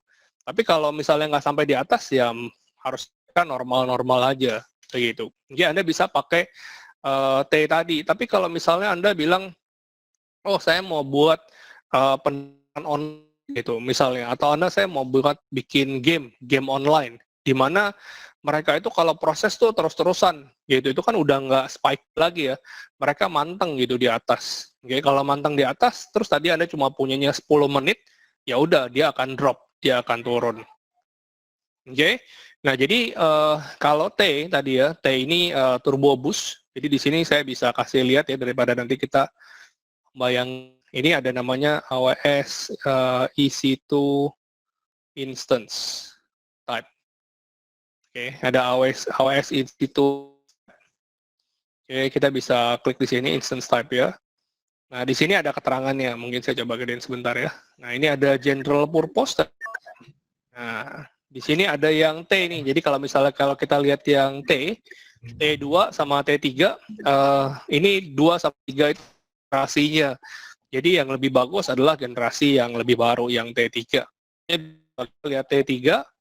Nah, tadi kita lihat di sini ada CPU credit hour ya. Jadi ada satuannya. Anda boleh pakai misalnya 10 menit atau berapa menit, ini ada hitungannya. Kalau lebih dari itu bagaimana? Ya lebih dari itu ya Anda nggak punya hak begitu, atau Anda bayarnya lebih mahal. Jadi bisa dibilang ini core-nya itu Anda sharing dengan orang-orang yang lain begitu. Secara ya dia pasti lebih murah begitu. Tapi kalau misalnya Anda bilang, oh saya mau bikinnya game online gitu ya, saya mau game online, saya mau full power tapi punya saya sendiri gitu, itu Anda bisa pakainya yang M namanya. Jadi kalau T itu tadi lebih ke boostable atau turbo boost, kalau M ini adalah untuk yang multipurpose, yang M. Dan kalau kita lihat dari spesifikasinya si M, ya M ini udah nggak ada CPU kriteria lagi. Tapi di sini cuma ada CPU sama memori. Ini CPU-nya berapa core, memorinya berapa core, begitu. Nah, kalau Anda pakai M, ya M itu sudah bisa fix gitu. Jadi kalau misalnya Anda punya game online, Anda mau manteng terus 100% di atas, ya nggak gitu, karena itu core itu udah punya Anda semua, begitu. Jadi sedikit beda kapan kita pakai T, kapan kita pakai M, begitu. Jadi kalau Anda punya web server yang kecilan, yang Anda nggak terlalu banyak pakai, ya Anda bisa pakainya T, begitu. Tapi kalau misalnya dia heavy load, lebih banyak kerjaan, Anda bisa pakai yang M untuk yang multi-purpose, begitu. Oke. Kemudian ini ada lagi yang lainnya, gitu ya. Ini juga ada yang namanya compute optimize. Jadi kalau compute optimize itu kalau Anda melakukan banyak perhitungan, melakukan banyak pekerjaan. Contohnya gini, contohnya adalah kalau Anda pernah dengar ada yang namanya business intelligence atau yang namanya data analitik gitu ya. Analitik mereka harus mikir, komputernya itu harus mikir. Nah, kalau Anda perlu banyak mikir, itu Anda cocoknya pakainya yang compute C4 atau yang namanya C5, begitu. Oke. Dan ini berbeda karena prosesor ini diciptakan untuk mikir, untuk processing. Kalau M itu kan tadi multipurpose, serbaguna, begitu kan. Dia bisa lakukan itu, tapi dia nggak spesifik buat mikir. Jadi saya pernah punya contohnya di salah satu perusahaan besar di enterprise. Dulu itu saya pakai M5 gitu ya. M5 itu 8 core 32 giga. Dan pada saat itu CPU-nya itu sampai dengan 93%. Kemudian karena saya tahu mereka melakukan business intelligence, analytics, saya rubah mereka ke C5. Oke, ini lebih kecil, 8 core, jadi core-nya sama-sama 8, cuma memorinya 16. Jadi kalau tadi memorinya 32, ini memorinya 16. Oke, tapi karena dia itu khusus untuk compute, khusus untuk mengolah data, dia itu secara CPU prosesnya itu lebih kecil, 74% aja. Begitu, itu artinya mereka lebih optimize, mereka lebih pinter dalam mengolah data, lebih cepat. Jadi otomatis Anda punya pengolahan data itu jauh lebih baik dan jauh lebih cepat. Begitu. Kemudian ada lagi jenis workload itu perlu memori yang lebih banyak. Contohnya adalah kalau Anda pakai database. Jadi database itu nggak lebih banyak compute ya, database itu sebenarnya lebih banyak membutuhkan RAM-nya atau memorinya. Nah itu kita harus pakainya yang tipenya memory optimize, R4 ataupun juga R. Kemudian kalau di enterprise itu juga ada sistem yang namanya ERP, Enterprise Resource Planning. Contohnya kalau Bapak Ibu pernah ada yang namanya SAP, ada yang namanya Oracle, gitu kan, di mana di dalam satu perusahaan, sistem perusahaan itu ya berada di situ semua. Nah, ketika kita perlu running program ERP itu, ya mereka itu biasa bukan cuma ngomongin prosesor, tapi dia butuh memori yang sangat-sangat. Di situ kita bisa pakai X1E, kalau nggak pakai X1, begitu. Jadi ya dari gambaran yang saya kasih di sini adalah ya ketika kita pemilihan prosesor, itu kita nggak cuma ngomongin berapa core, begitu kan. Tapi kita harus tahu, ini ketika kita mau deploy ini kerjanya buat apa sih? Apakah buat web server, apakah buat database, apakah buat ngolah data, ya nanti itu hasilnya beda-beda, begitu. Nah, kayak tadi saya bilang, ya kebanyakan orang yang melakukan itu kesalahannya adalah mereka cuma pilih core-core-nya aja, begitu. Nanti efeknya bisa jadi jauh lebih mahal dan juga nggak efektif. Jadi ini adalah knowledge yang paling dasar yang perlu kita tahu tentang pemilihan prosesornya. Kemudian setelah kita tahu pemilihan prosesornya, nanti kita bisa pilih size-nya. Jadi size-nya ini bentuknya adalah t-shirt sizing. Jadi kayak ukuran baju ada small, medium, large, extra large, double XL sampai dengan 24 XL begitu. Jadi kalau misalnya Anda bilang saya pakai T nih, terus cuma adanya double XL doang nih, kok nggak ada yang lebih gede? Nah, berarti kalau misalnya Anda udah nggak punya yang lebih gede, ya Anda harus rubah type ya. Berarti Anda tuh nggak bisa pakai T, Anda harus ya, kalau M ini Anda udah mentok gitu, ya berarti itu Anda nggak bisa pakai M lagi. Yang lebih sebenarnya Anda H gitu. Oke, jadi ya tergantung dari workload ya, kamu bisa tentukan size. Sebenarnya bukan Anda nggak bisa ikutin apa yang Anda punya di data center atau di ruang server. Karena sizing itu yang paling tepat adalah ngelihat dari utilization-nya. Berapa persen sih yang dipakai gitu. Jadi bukan yang ada di fisiknya, karena biasa kita beli dari tahun ke tahun pasti itu. Tapi kan kita nggak pernah tahu dari tahun ke tahun itu kepake beneran atau enggak begitu. Dan kalau di dunia cloud kita itu harus berdasarkan data. Jadi kalau dulu kita di on-prem itu biasanya berdasarkan perasaan ya. Perasaan kayaknya nggak cukup, perasaan kayaknya makin lambat. Tapi kita nggak ada datanya. Makin lambat tuh seperti apa? Ya memang user experience-nya itu lambat, cuma secara sistem yang dikonsum tuh apa? Utilisasi. CPU-nya gede, ataukah memorinya gede, atau siapa yang pakai, dalam kondisi seperti apa dia itu diutilisasinya besar. Apakah 7 kali 24 jam itu dia besar semua, mungkin ada trojan gitu kan, atau waktu pendaftaran besar, waktu normal kecil. Nah itu kalau di ada datanya semua, dan kita harus lihat berdasarkan datanya itu baru kita bisa melakukan sizing yang tepat.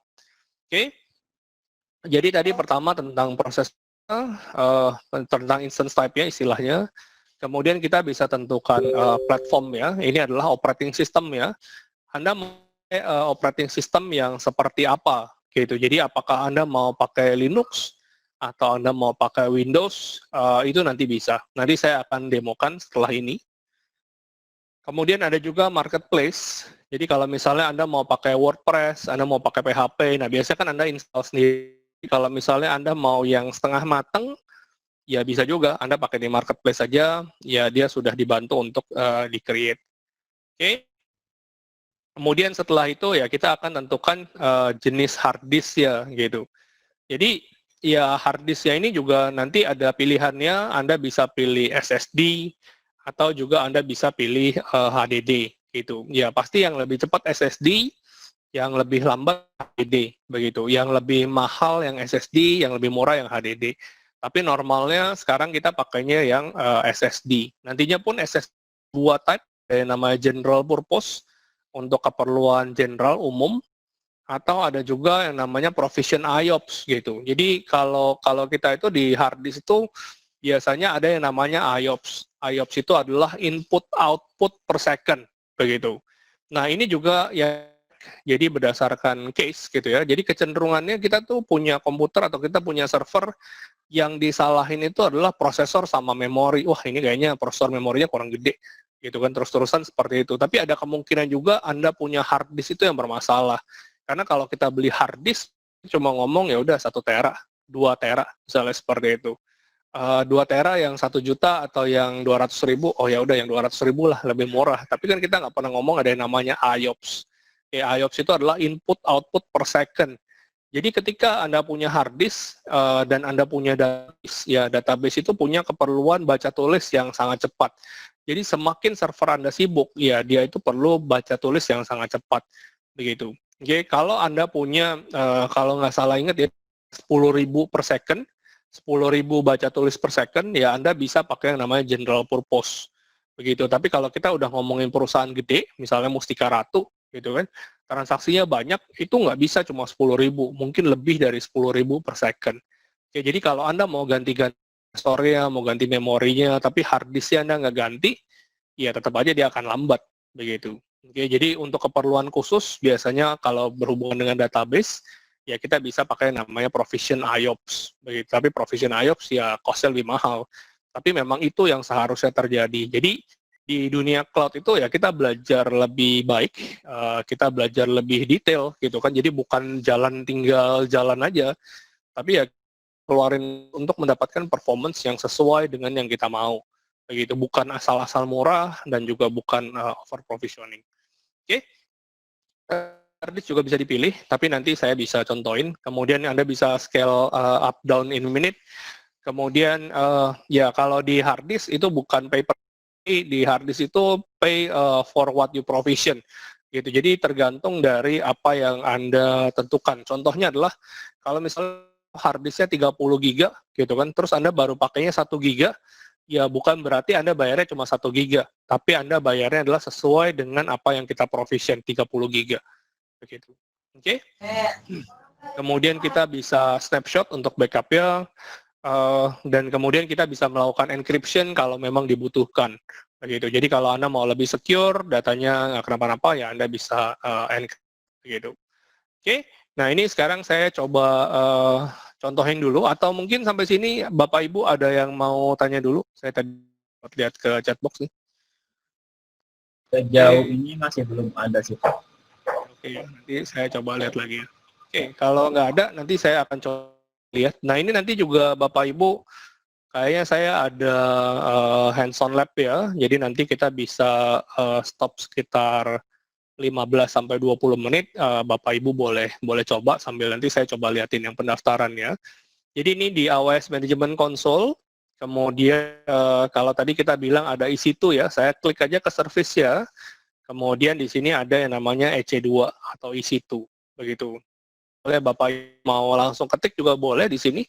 Di box ini Bapak Ibu tinggal ketik aja EC2, gitu ya. Anda klik.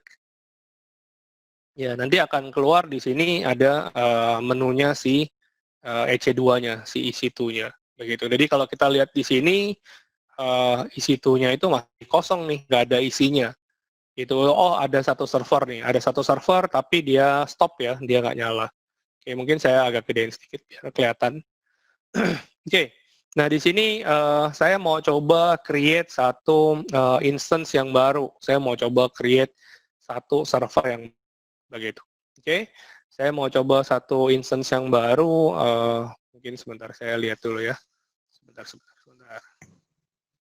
Oke, lab-nya saya itu ada di ini. Terus apa ya? EC2 Labs. EC2 Hall. Oh, bukan. Ini EC2 Hall.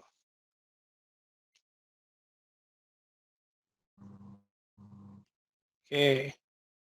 Ya, jadi ini untuk lab-nya ya, saya taruh di sini ya, saya taruh di chat box. Gitu ya. Oke. Ya, jadi nanti Anda bisa lihat di situ. Oke.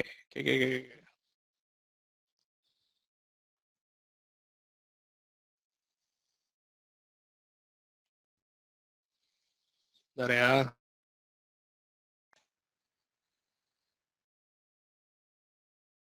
Oke, ini ya. Jadi, belum di-share ya.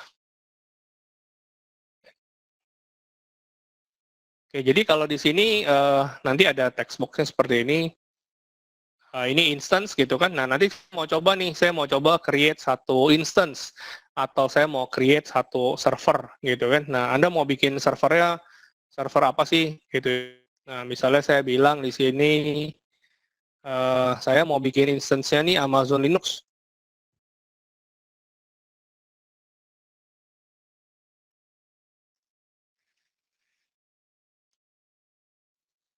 Deep learning ya. Ya, saya mau pakainya Amazon Linux nih, Amazon Linux ini.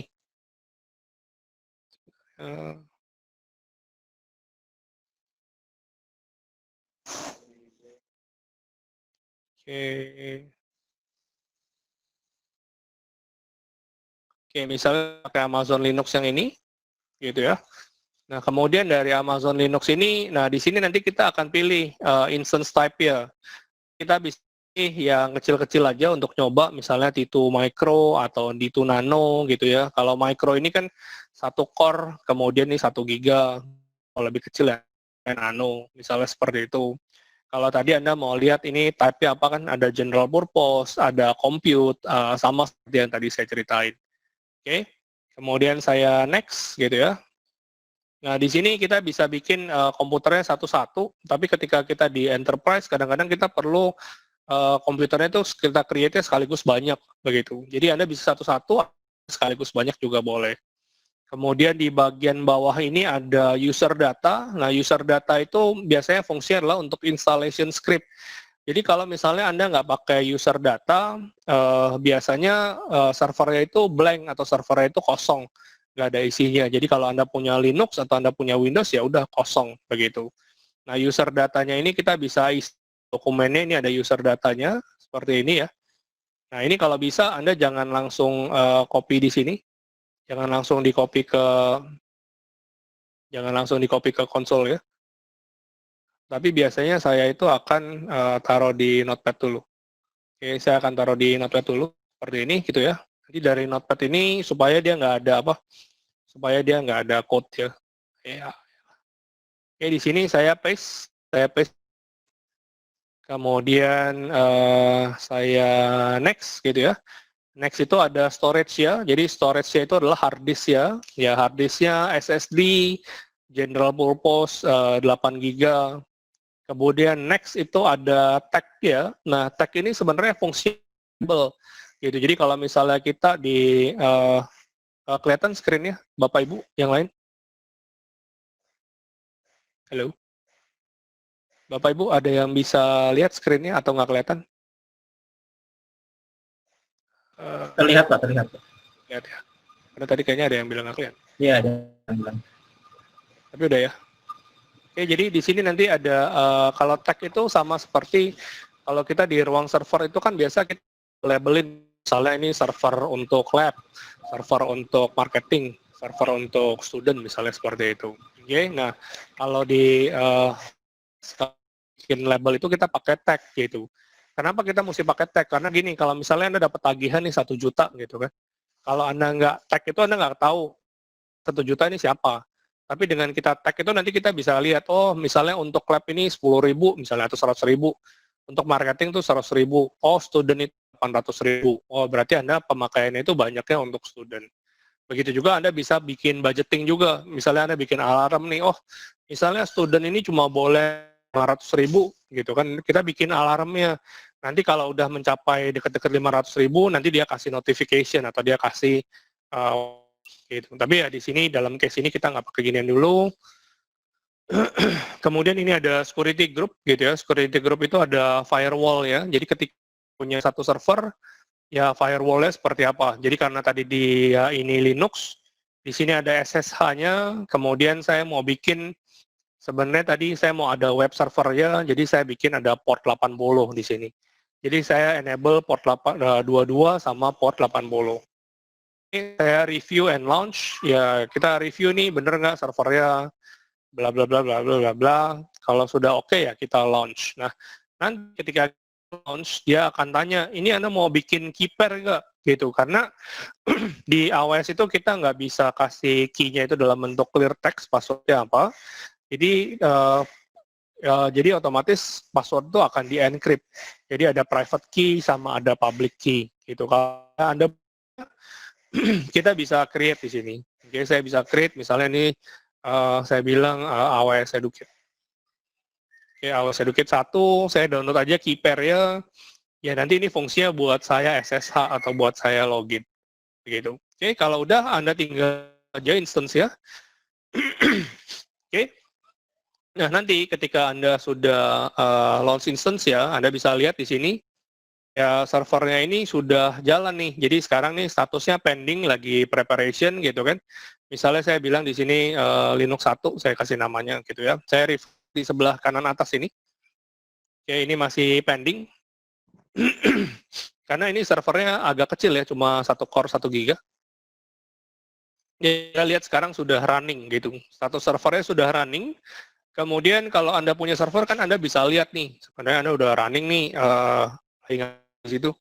Anda bisa di ya instance setting, Anda bisa lihat screenshot, Anda bisa lihat monitor ya. Oh, udah kayak gini.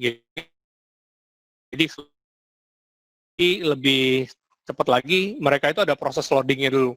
Gitu, Anda bisa lihat kayak Anda punya Linux kan, oh ini lagi loading, atau ini Windows lagi loading. Tapi kalau misalnya udah di seperti ini kan berarti dia udah siap login ya, benar nggak? Dia udah ready, dia udah siap login. Anda bisa refresh juga, ya udah. Kalau Linux kan login screen-nya bilangnya begitu. Oke, saya close aja. Oke, di sini tadi servernya sudah running gitu ya. Kemudian memang belum 100% dia masih initialize, masih ya masih install atau baru naikin server. Nah, di sini nanti si servernya udah ada IP-nya. Gitu. Jadi kalau kita lihat di bagian bawahnya, ini ada DNS name ya, yang udah dikasih oleh AWS. Atau kalau kita lihat di sebelah kanan bawah, ini juga sudah ada IP public ya. Begitu. Jadi kalau tadi saya sempat share bahwa konsol yang kita pakai ini live gitu kan, benar-benar hidup. Ini sudah ada IP-nya 52 sekian-sekian, saya bisa copy, kemudian saya bisa buka aja ini, saya klik gitu ya. Ya kalau benar itu sudah ada web server ya, begitu. Oke, jadi dengan seperti ini aja, ya dengan seperti ini ya sudah create satu server yang ada di cloud yang sudah ada web server ya, begitu. Oke, dan ini kita bisa lakukan ini di bawah 10 menit gitu. Jadi nggak ada 10 menit Anda tuh punya server Anda sendiri yang 100% punya Anda, begitu. Ya, terus Anda mau apain server ini? Ya, Anda mau apain gitu kan? Anda mau install jadi web server, Anda mau install aplikasi di situ, Anda mau SSH, Anda mau FTP, ya terserah. Jadi ini benar-benar Anda punya server sendiri. Jadi kalau biasa Anda punya lab gitu kan, itu kan server kan. Ya sekarang Anda punya satu server, ini punya Anda sendiri. Udah ada IP-nya, udah ada segala macam, begitu. Kalau Anda mau matiin, ya udah Anda tinggal matiin aja, begitu. Jadi di sini tadi saya contohin lagi, ya jadi kalau misalnya nih, matiin di sini ada connection, ada action, kemudian instant state, kemudian Anda stop, gitu. Karena kan tadi saya bilang ya, kalau misalnya Anda nggak pakein, matiin dong, bener kan? Karena kan ini sistemnya pay per use, kayak air, kayak listrik kan. Kalau Anda nggak pakai, ya Anda tinggal matiin aja, Anda stop, dia langsung mati, langsung. Nggak bisa diakses, begitu. Ini saya stop. Jadi nanti kalau Anda mau nyalain, tinggal nyalain lagi. Begitu ya. Nah, nanti di sini kalau Anda mau rubah instance ya, misalnya di sini kan micro, misalnya saya bilang, oh, T2 micro tuh kecilan, Pak. Cuma 1 core 1 giga gitu kan. Mau buat apa? Misalnya kayak gitu. Saya butuh yang lebih gede lah. Saya nggak bisa cuma 1 core doang. Misalnya saya mau tipenya M atau apa ya, bisa juga. Anda klik aja di sini, gitu ya. Di sini ada instance setting. Ini nanti ada instance type. Ini belum ya, ini karena belum mati nih. Ya. Nah, ini udah mati ya. Anda tinggal ganti instance setting. Kemudian di sini ada change instance type. Begitu. Oke. Anda change instance type, Anda tinggal rubah nih, misal dari mikro tadi kan. Dari mikro Anda mau rubah jadi apa? Misalnya Anda mau rubah jadi double XL. Gitu ya. Ya ada spesifikasinya, tadi kita tinggal lihat aja. Double XL apply, ya dia langsung berubah jadi double XL. Begitu. Jadi kalau server Anda kegedean atau server Anda kekecilan gitu kan, ya Anda nggak usah keringetan, Anda nggak usah nunggu lama, nungguin berminggu-minggu atau berbulan-bulan, ya udah Anda bisa rubah ini dalam waktu kurang dari 10 menit. Begitu. Jadi kegedean, kekecilan, cok, ya udah bisa start, stop, Anda bisa ganti ya sesuai dengan kebutuhan Anda. Begitu. Oke? Jadi ini sangat menarik ya. Biasanya ya kita biasanya punya 3 hal dasar yang kita pelajarin. Yang kita akan coba belajar juga hari ini, ya ada server, ya ini tadi EC2, kemudian nanti ya, database, begitu. Tapi itu adalah foundational service. Biasanya ketika kita pakai cloud, ya itulah 3 hal yang biasanya kita pakai, begitu. Oke, sampai sini mungkin ada yang mau ditanya dulu, Bapak Ibu. Jadi tadi saya udah share ya. Jadi ini ada tadi namanya AIC, topi merah, EC2 Hall gitu ya. Ini adalah dokumen yang sama. Jadi step by step ini Bapak Ibu bisa coba. Baik Pak Purin, ada pertanyaan dari SMK 4 Bogor, apakah snapshot kena biaya kalau disimpan? Kalau gratis sampai berapa banyak snapshot yang diperbolehkan? Ya, jadi kalau snapshot itu akan ada biayanya karena snapshot itu di S3 namanya. Habis ini kita akan belajar namanya S3, ya dia akan berbayar di situ. Kalau S3, nah coba lihat, kalau nggak salah S3 itu 1 giga itu harganya adalah Rp375 per bulan. Begitu. Oke, jadi saya ingat saya tetap akan bayar. Gitu, Pak. Baik, belum ada pertanyaan lagi, Pak. Mungkin dapat dilanjutkan kembali. Silakan, Pak. Ya. Oke, mungkin kalau nggak ada pertanyaan lagi, mungkin Bapak Ibu boleh coba dulu gitu ya. Karena ini kan kalau nggak dicoba juga Bapak Ibu nggak tahu juga begitu. Jadi saya kasih waktu gitu ya. Ini sekali lagi saya resend gitu ya. Itu ada topi merah bla bla bla bla, diklik aja. Jadi misinya Bapak Ibu sekarang adalah dalam waktu 15 menit lah. Sampai jam 3:05. Jadi kalau Bapak mau ke toilet juga boleh. Oke, kalau enggak ya Bapak bisa coba gitu. Bapak bisa coba nyalain setting seperti itu, kira-kira bisa atau enggak, ada problemnya apa.